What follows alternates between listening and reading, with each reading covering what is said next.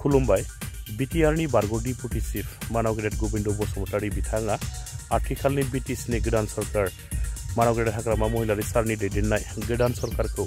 बरायनायजों लोगोसे मोनद' हारिया एसटि नागिरनायखौ खौरांगिरि मेलनि गेजेरजों बिथाङा माखासे बाथ्रा बुंदों।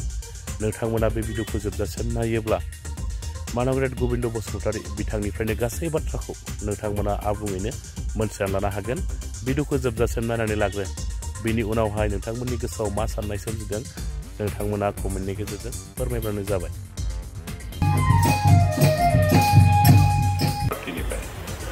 बिथांमोननि मेनिफेस्ट'आव स्पष्ट लिरदों जे सिलचर इउनिभारसिटिनि जे एसटि डिमान्ड बेखौ जों रेकमेन्ड खालामगोन। ओरैनो काउन्सिल सरकार हिसाबै एसटि होनोथ' हाया। दा बिसोरो खिन्थु हायाब्लाबो रिकमेन्डेसन पजिटिभ रिकमेन्डेसन हरोबा बिथांमोननि थाखाय प्लास पइन्ट जायो। बिटिसिनि खाथिखालनि जे गोदान सरकार बेखौ बरायदों। गणतन्त्र सरकार सालायनो पार्टिया सोलाय सोल' जायो। पिपल थानाय 5 बोसोर सालायदोंमोन। गोजान थासारिनि गेजेरजों बिटिसिनि 35 लाख सुबुंफोरखौ जों दैदेनबाय थायो पिपल सरकार ओनसोलनि जौगाखांथाय खामानि मावदों। खिन्थु अब्लाबो दिनै रायजो राजाफोराथ' इउपिपिएलनि मावनाय दांनायखौ बारा पसन्द खालामाखैबो जानो हागौ, बा इउपिपिएलआ जि नोजोरजों जे लेभेल सिन्था खालामनाय खामानि गैयाखौ बिथांमोना बुजिस'नो हायाखैबो जानो हागौ। बेनिखायनो दिनै सरकार सोलायबाय, चेन्ज अफ गार्ड जाबाय, गोदान पार्टिया सरकार दाबाय। जों इउपिपिएलआ सरकार दानो हायाखै। बे इउपिपिएलनि सासे सोद्रोमा हिसाबै पार्सनेलि एसे एनै दुखुआथ' मोनगोन। खिन्थु थेवबो रायजो राजानि जि मेन्डेट जों बेखौ गनायबाय आरो गोदान जि सरकार बेखौ जों बरायदों। मात्र जोंनि खावलायनाया बेनो जे बे सरकार जाहाथे ओनसोलनि जौगानायनि थाखाय, ओनसोलनि गोजोन थासारिनि थाखाय खामानि मावो। आं स्पेसियेलि बिटिसिनि एक्स इलेक्टेड मेम्बार हिसाबै बेखौनो गोजोननाय मोन्दों जे जों देरहायाखै जानांगौ, जों सरकार दानो हायाखै जानांगौ, खिन्थु अब्लाबो दिनै रिजनेल पार्टियानो जे सरकार दाफिनबाय। मानोना गेजेर ससेयाव माखासे नेसनेल पार्टिफ्रा बे सरकार दानानैनो रिजनेल पार्टिफोरखौ गोदना सेथ्रनायनि जि पलिसि लादोंमोन बे जे साक्सेस जायाखिसै आरो रिजनेल पार्टिनि आखायावनो काउन्सिल सरकार थाबाय। बेवहाय आंहा गोजोननाय दं। जों लुगैया जे खुनु नेसनेल पार्टिया काउन्सिलखौ सालायथों, बेखौ लुगैया। जिहेतु मोनसे काउन्सिल दानायाव जोंहा बे ओनसोलनि रायजो राजाफोरनि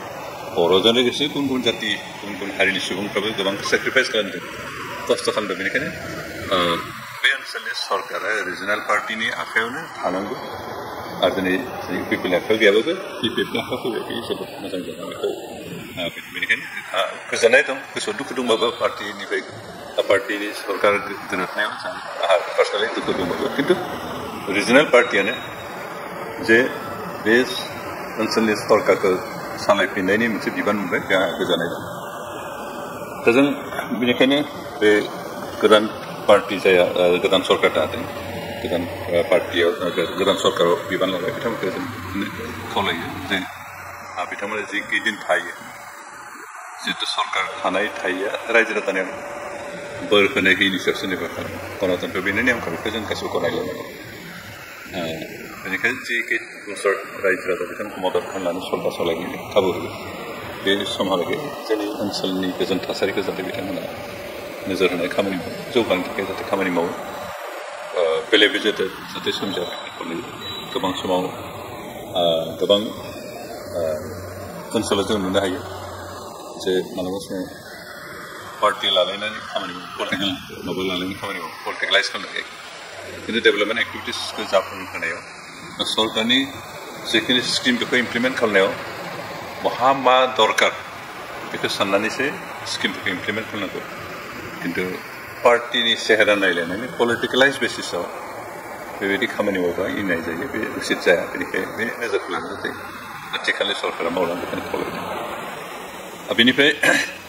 जों इउपिपिएल सरकार थानाय समाव ओनसोलनि गेलेनाय बायदिसिनाखौ जौगाखांथायनि खामानि मावदोंमोन। जिखिनि हादों, जिखिनि सर्स दं, बिसोर जों बेखिनिखौ मावदों। आथिखालनि सरकाराबो जाहाथे बे गेलेनाय बिथिंजों जौगाहोनायनि खामानिखौ मावलाङो। आरो स्पेसियेलि जोंहा थांनाय 2020 मायथाइयाव जि बिटिआर सुक्ति जादों बे सुक्तिनि माखासे गोनां हाबाफारिनिफ्राय मावफुंजानाय जायाखै बेखौ मावफुंनांगोन बेफोरखौ मावफुंनांगोन बेवहाय बे काउन्सिल सरकारनिफ्रायबो थुलुंगा थानांगोन बिथांमोननिफ्राय मोनसे प्रेसार थानांगोन सरकारनि खाथियाव जे बिटिआर एग्रिमेन्टनि नैबे माबाफोर बाथ्राफोरखौ इमप्लिमेन्ट खालामनानै स्टेट गभर्नमेन्ट सेन्ट्रेल गभर्नमेन्टखौ प्रेसार होनांगोन बेखिनि खालामबासो जों जिहेतु काउन्सिलनि रायजो राजाफ्रा बिथांमोननि सायाव दायित्व होबाय आरो बे दायित्वखौ बिथांमोना खालि डेभेलपमेन्ट एक्टिभिटिस खामानि मावनायाल' बिथांमोननि दायित्व होनना साननाय जानाय नङा बिटिआर एकर्डनि खामानि मावफुंनायाबो बिथांमोननि दायित्व जों सम नुबोदों मानव गिदिर आथिखालनि बिटिसिनि चिफ हाग्रामा महिलारि बिथाङा बिटिआर सुक्तिनि दफाफोरखौ इमप्लिमेन्ट खालामग्रा सुक्ति साकर खालामग्राफोरसो खालामो बिथांमोनसो दायित्व होननाय गावखौ बे सुक्ति इमप्लिमेन्टेसन दायित्वनिफ्राय एरखेना थानो नागिरनाय बेथ' थिग जानाय नङा बे जिहेतु दा दुलाराय बिटिआर ओनसोलनि रायजो राजाफोरनिनो इलेक्टेड मोनसे चिफ सरकारनि मोनसे मुरब्बी आरो बेबायदि हिसाबै बिथाङा बे सुक्तिखौ इमप्लिमेन्ट खालामनायनिबो दायित्व बिथांमोना मावफुंनाय मोजां आरो मावफुङोबासो दिनै रायजो राजाफ्रा बिथांखौ आरो सन्मान होगोन बिथांखौ नेक्स्ट फैगौ समफ्राव बिथांखौ आरो नायफिनगोन खिन्थु बेबायदि खामानि मावालाफानो जुदि दा जिबायदि स्टेटमेन्ट होदों बिथाङा बे मथे एसेबां गिदिर दायित्वनिफ्राय एरखेनानै थायोबा बेयो दुलाराय बर' जातिनि थाखाय थांनाय समनि बर' आन्दलनफोरनि जि मोनसे फिथाइ थायदोंमोन बेखौ बे एरखेनानै थायोब्ला बे मोजां जागोन खारन जोंनि ओनसोलाव थानाय रायजो स्पेसियेलि बर'फोरनि थाखाय बिएसए एकर्डआ जेसेबां इम्पर्टेन्ट बिटिसि एकर्डआबो बेसेबांनो इम्पर्टेन्ट आरो बिटिआर एकर्डआबो एखे रोखोमनि इम्पर्टेन्ट गासैबो बर'नि थाखायनो ओनसोलनि थाखायनो स्पेसियेलि बर' रायजोफोरनि मोनथायखौ मोनख'होनायनि थांखियानो बे सुक्तिफ्रा जादों आरो बेफोरनि थाखाय जोङो नङाबाबो 5,000 सुबुं सेक्रिफाइस गावनि थैयारि जिउ बावदों बे सेक्रिफाइस खालामनाय मुंख्लंफोरनि जि सेक्रिफाइस बेखौ गनायथि होनोबा बे इमप्लिमेन्टनि जे दफाफोर दं जे क्ल'ज एन्ड सेक्सन्सफोर दं बेफोरखौ इमप्लिमेन्ट खालामनायाव हाग्रामा महिलारि बिथाङाबो दायित्व लानांगौ आं बेखौ खावलायदों बेनिखायनो बे दायित्वखौ जाहाथे इमप्लिमेन्ट खालामनायाव बिथाङा दायित्व लायो दा बे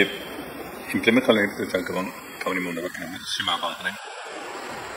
जोंहा संकसनिफ्राय सिमलुगुरिसिमहालागै सिमा बांनांगोन बेनिफ्राय जोंहा समस्ति बांनांगोन आथिखालनि 40निफ्राय 54 जानांगोन डिस्ट्रिक्ट रिअर्गनाइजेसन जागोन ओमफ्राय कनस्टिटिउसन डिलिमिटेसन जागोन आरो बेफोर बाउन्डारि कमप्लिट जायो बाउन्डारि माबाफोरा एक्सटेनसना कमप्लिट जायोबासो जाहैगोन दा बेखायनो जों मावफुंनांगौ आरो थाबैनो जेसेबां हायो थाबैनो मावफुंनांगौ लोगोसे जोंहा आर्टिकेल 288 बेखौ एमेन्डमेन्ट खालामनांगौ जाहाथे जों डाइरेक्ट फान्डिंनि बेबस्था मोनो खारन जोंहा दा डाइरेक्ट फान्डिं मोनैखाय जोंनि गोसो मथे खामानिखौ मावनो हाया फान्ड सायाव जोंहा हेन्ड खालामनो हाया बेनिखायनो जोङो डाइरेक्ट फान्डिंनि बेबस्थाखौ मोननो थाखाय जों आर्टिकेल 288खौ जों इमप्लिमेन्ट मानांगोन एमेन्डमेन्ट खालामनांगोन बेखौ 125 जिथु एमेन्डमेन्ट बेखौ जों नेक्स्ट पार्लियामेन्टाव बेखौ कमप्लिट जाफुंहोनांगोन आरो बेहाय जोंहा काउन्सिल सरकाराबो एसे प्रेसार होनांगोन सेन्ट्रेल गभर्नमेन्टखौ जोंहा उदालगुरियाव मोनसे नैबे माबानि बिटिआर एग्रिमेन्टनि मोनसे पार्ट हिसाबै मोनसे क्लज हिसाबै नेसनेल स्पर्ट्स एकाडेमि गायसननायनि थांखि दं आरो बेखौ जों इटिमेटलि थिग खालामनांगोन डिस्ट्रिक्ट स्टेडियाम बे स्टेट गभर्नमेन्टखौ होनाय मोनसे बेबस्था आरो स्पर्ट्स एकाडेमि बे एग्रिमेन्ट बिटिआर एग्रिमेन्टनि मोनसे पार्ट इटिमेटलि बेनि थाखाय टेन्डारबो जाबाय अर्डारबो ओंखारबाय माथ्र खामानिखौ मावनांगौ जायगानिसै खेलिमेलि जानायसो लेट जाथ'दों दा बावैसो खोनानो मोन्दों जोंहा बिएफएफनिफ्राय बावैसो गोदान मन्त्रि मोननाय बिथाङा बे स्पर्ट्स एकाडेमिखौ जेरावहाय प्रपज जायगा दंखायो एलटमेन्ट जाखानाय बिनिफ्राय बोखारनानै रौतानि लाइलां एरियायाव लांनायनि मोनसे लाहार फाहार खालामनायखौ नागिरथिंलाबायदों होननाय खोनादों बेखौ खिन्थु उदालगुरिनि रायजो राजाफोरखौनो जों गनायनाय नङा खारन एग्रिमेन्टआव दंखायो जे स्पर्ट्स एकाडेमिखौ उदालगुरियाव गायसननाय जागोन बे उदालगुरि डिस्ट्रिक्टआबो बुङाखै उदालगुरिया होनना बुंदों बेनिखायनो उदालगुरि खाथि खालानो जादों आरो बिनि थाखाय इटिमेटलि जोंहा हाबो एलटमेन्ट जानाय दंखायो नाथाय थांनाय काउन्सिल इलेक्सन खाथियाव जानायखौ बेखौ जों दोनथ'दोंसै आरो बेयो एग्रिमेन्टनि मोनसे पार्ट बेनिखायनो एग्रिमेन्टआव जायफ्रा जड़ित थानाय दल संगठन बिथांमोननि डिसिसन मतेसो जागोन बे सोरबा मन्त्रि दायित्व मोनदों होननानै गावनि गोसो मते फिदिंलाबायनानै लाबथिंलाबायनो नागिरबा बेखौ रावबो गनायनाय नङा बेनिखायनो आं खावलायदों जायजन मन्त्रिया बे अनुष्ठानखौ बे इन्स्टिटिउसनखौ उदालगुरिखौ बोखारनानै रौतानि लाइलाङाव गायसननो होननानै एसे लाहार फाहार खालामदों बिथाङा बेखौ जाहाथे स्थगित लाखियो जि अरिजिनेल प्रप'ज एलेका दंखायो बेखौनो इमप्लिमेन्ट खालामनो थाखाय जों दासिमबो नेगसियेट खालामगासिनो बेखौ ओनसोलनि रायजो राजाफोरजों आरो बिथांमोनाबो राजियै दं माथ्र' जों बेखौ प्रपारलि एसे डिसकासन खालामबावनो गोनां दं बेनिखायनो सोरबा मन्त्रि दायित्व मोननाय लोगो लोगो गावनि गोसो मथे फिदिंबो जानाय नङा बेवहाय एग्रिमेन्ट खालामनायनि दैदेनगिरिफोरनि सार्थ जड़ित दं आरो एग्रिमेन्टआव स्पष्टयै उदालगुरियाव बानायनांगौ होननानै लिरखानाय दं उदालगुरि जिल्लायाव होननानै लिरनाय मोनबाबो बेलेग बाथ्रामोन जे उदालगुरि जिल्लानि जिखुनु जायगायाव लांनो हागौ खिन्थु बे उदालगुरि जिल्लानि बाथ्रा माखै उदालगुरि होनना बुङो बे उदालगुरि ओनसोल खाथि खालायावनो जानो उदालगुरि टाउननि बेनिखायनो बेखौ सोरबा बोखारनो नागिरबा सोरबा गोजान लांनो नागिरबा बेखौ गनायनो नङा बेयो सोंखारिथ' बाथ्रा जागोन बेनिखायनो दिनै बेखिनि बाथ्राखौ आं रायजोआव मिथिहोनाय जाबाय जाय जों मन्त्रि गोदानै दायित्व मन्त्रि जानाय बिथाङा जाहाथे बे गावनि गोसो मथे फिदिंनो दा नाजाथों बेखौ जों सुक्ति साखरकार हिसाबै बिदि सुक्तिजों लोब्बा लानानै खामानि मावनाय सुबुं हिसाबै ओरैनो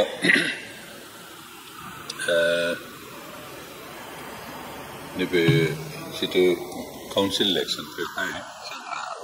आथिखालनि सरकार सालायनाय पार्टिनिफ्राय बिथांमोननि मेनिफेस्ट'आव स्पष्ट दिन्थिदों जे 6 जनगोष्ठीनि जि एसटि डिमान्ड बेखौ जों रेकमेन्ड खालामगोन ओरैनो काउन्सिल सरकार हिसाबै एसटि होनोथ' हाया दा बिसोरो खिन्थु हायाब्लाबो रिकमेन्डेसन पजिटिभ रिकमेन्डेसन हरोबा बे बिथांमोननि थाखाय प्लास पइन्ट जाहैयो बेनिखायनो बे एसे साननो गोनां बाथ्रा जेरावहाय जों माबा जादों ट्राइबेल जोंहा माबा पपुलेसना एसे खम दं आरो दा गोदानै 14 जनगोष्ठी माहायबा जोंथ' हिसाबाव फैनाय नंखाया एक्जिस्टिं ट्राइबेलफ्रा हिसाबावनो फैनाय नङा दा बिसोरो जोंनिखाय मर एडभान्स एजुकेसनेलि ससियेलि इक'नमिकेलि जोंनिखाय बहुत फार बेटार पजिसनाव दं बेनिखायनो जेबो बाथ्रा नङा एडमिसनावबो जों मोनहैनाय नङा साख्रि बाख्रिथ' मोनहैखानाय नङा आरो ओमफ्राय दा एक्जिस्टिं जायफ्रा एसटि बिदों बिथांमोननि बांसिनानो अबिसि एससि हिसाबै सुबिदाफोरखौ मोनखादों मात्र पलिटिकेल रिजार्भेसनखौ बिथांमोना मोनाखै बेल'सो आरो दा बिथांमोननिफ्राय पलिटिकेल रिजार्भेसन लुगैनानैसो एसटि बिदों नङाब्ला जों जिखिनि सुबिदा मोन्दों अबिसिआबो मोन्दों एससिआबो मोन्दों रावबो सुबिदा मोना लाखिनो हायाखै एमअबिसिफ्राबो मोन्दों एडमिसन रिजार्भेसन दं एपइन्टमेन्ट रिजार्भेसन दं गासैबो मोनखादों मात्र दा बिथांमोना पलिटिकेल रिजार्भेसन कन्स्टिटुएन्सि रिजार्भेसन मोनाखै बेनिखायनो एसटिआ दा जि रिजार्भेसन मोन्दों दा आसामाव 14ताल'सो माबाया एसटि रिजार्भेसना बे 14ता सिटखौनो सेनो नागिरबावनाय बिदि दा बेखौनो मोननो लुगैनानै बे माथो खालामनाय बेनिखायनो बे जोंनि थाखाय खोब पजिटिभ जाहैयो बेनिखायनो जुदि बिथांमोनहा मेनिफेस्ट' जेनेबा खुगाजों बुंनाय आलादा बाथ्रा जे जोङो रिकमेन्डेसन जोंहा आपत्ति गैया बेखौ खुगाजों बुंनाय आलादा बाथ्रा खिन्थु जेथिया मेनिफेस्ट' स्पष्ट होयो बेखौ मावनोबो गोनां जायो गोदो गोदायब्ला दानिफ्राय हयथ' 30 years बेक 40 years बेक बे समावबो मेनिफेस्ट'खौ जानला मोनला होयोमोन इमप्लिमेन्ट खालामाबो रावबो हमामोन पाब्लिकफ्रा बावलांफिनोमोन खिन्थु दानाथ' पाब्लिकफ्रा कनसियास जाबाय मेनिफेस्ट'आव जि लिरो बेखौ इमप्लिमेन्ट खालामथारनांगौ होननानै डिमान्ड खालामो गाबोन डिमान्ड खालामो रिकमेन्डेसनावबो बे जोंनि थाखाय बारा मोजां जागोन बेनिखायनो बिथांमोना खुगाजोंल' बुंनानै दा थागोन जायो जे जों रिकमेन्डेसन हरगोन दे होननानै बुंनानै खुगाजों बुंनाय खिन्थु जितु मेनिफेस्ट'आ इनरिटेनलि इन ब्लेक एन्ड व्हाइट जेथिया होयो अब्ला बेखौ इमप्लिमेन्ट खालामनो बिदि खालामनो गोनां जायो बे जोंनि थाखायबो मोजां जानो आरो बे रिकमेन्डेसन हरोबा बे डिमान्ड होग्राफोरनि डिमान्डआव वेट मोनसे हैदेरनाय जायो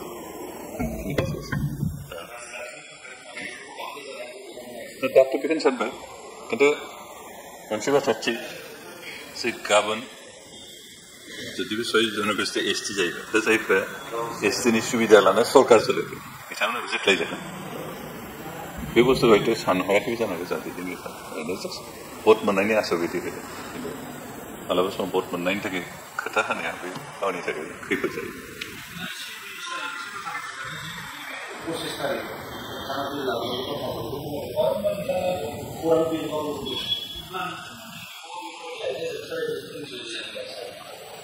दा जों बे ट्राइबेल MLA जिखिनि दं दासिमहालागै बे इस्युखौ लानानै सावरायलायनाय जायाखै बेखौ सावराय ओरैनो 25 तारिखनिफ्राय जोंहा एसेम्बलि जागोन 25-29 बे समाव सावरायलायगोन सावरायनानै जाहाथे ट्राइबेलनि खहा जाथावै डिसिसन जों लालायनो हायो ना बेखौ जों सावरायगोन खारन जोंहा जनसंख्या हिसाबै खमबाबो आरो जनसंख्या खमखायनो दा खम जनसंख्या बयजोंबो एक्सप्लइटेड साप्रेस्ड आरो अप्रेस्ड बायदि जानायखायनो ब्रिटिशफ्रा बेबायदि जातिफोरखौ प्रटेक्सन होनो थाखायनो बे ST नि बेबस्था लोगोसे 6 सिडुलनि बेबस्थाखौ खालामदों बेनिखाय जों जनसंख्या खमखाय जोंखौ बासायनांगोन आरो बेनि थाखाय जों आयेननि हेफाजाब लानांगोन बेखौ कनस्टिटिउसननि प्रभिजननि बेबस्थाखौ लानांगोन आरो जोंहा दाना 6 सिडुलाव बे बेबस्था होदों आरो ओमफ्राय बे ट्राइबेल बेल्ट ब्लक बेबस्था होदों बेखायनो बे बेबस्थानि गेजेरजों ट्राइबेलफोरखौ प्रटेक्सन खालामनो हानायनि आरो माबाफोर बेनिखाय गोख्रोंसिन लामाफोर दिहुनबायनो हायो नामा बेखिनिखौ जों एसे ट्राइबेल MLA जेरै जोंहा दं कार्बिफोरनिफ्राय दं मिसिंनिफ्राय दं गार'निफ्राय सासे दं राभानिफ्राय सासे गैथ'आ बर'फोर थानाय जों ज' जालायनो सावरायनाय दासिमहालागै सावरायनाय जाथ'वाखै जों सावरायनाय